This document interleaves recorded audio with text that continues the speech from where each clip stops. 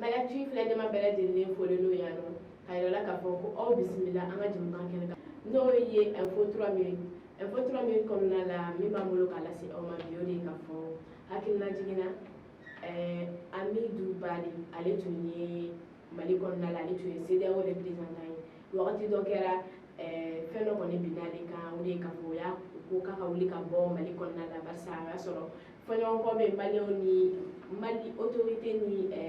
CEDEAO ni ɲɔgɔn cɛ o sababuya la o kɔni ye Amidou Bari kɔni gɛn ka bɔ Mali kɔnɔna la persona non grata o titre kɔni b'a kan o kɔnɔna la fɔkabɛnw kɔni bɛ ka sabati ni wagati min na o la sa Mali kɔnɔna la maa min kɔni bɛna CEDEAO représenté maa kura don ale kɔni tɔgɔ ko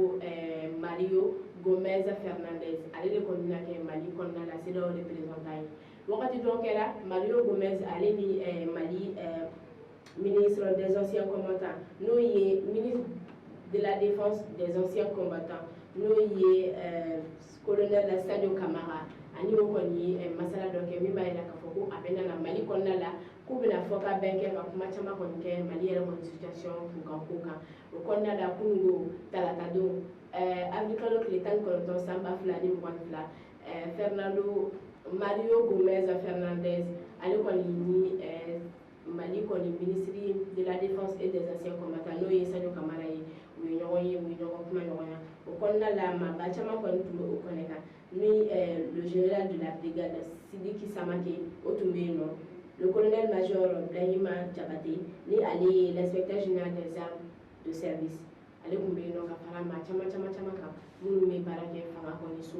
côté kɔni kɔnɔna la u kumana ko caman kan n'o ye k'a fɔ fɔlɔ Mali kɔni sécurité kɔni bɛ sabati cogo min na ani Mali ni CEDEAO ni ɲɔgɔn cɛ fɔkabɛn baliya ninnu ni ɲɔgɔn cɛ k'o fana sabati min b'a to Mali yɛrɛ kɔni bɛ avancer cogo min na Mario kɔni y'a jira k'a fɔ fana ko ale kɔni ka baara kɔni tɛ dɔwɛrɛ ye o de ye k'a to Mali kɔni ni CEDEAO kɔni bɛ se ka bɛn cogo min na ka fara kan ka fɔ Mali kɔni fana kɔnɔna bɛ se ka sécuriser cogo min na pour que min b'a to maliyɛnden bɛɛ lajɛlen kɔni bɛ lafiya a yɛrɛ k'a fɔ ko Mario Gomez Fernandes ale kɔni tun bɛ baara la Guinée Conakry de fɔlɔ yanni a ka se Mali kɔni kɔnɔna la o kɔfɛ de kɔni u ye ale bila ka na Mali kɔnɔ k'a kɛ CEDEAO représentant kɔni lase minnu tun b'a bolo ka d'a ma o de ye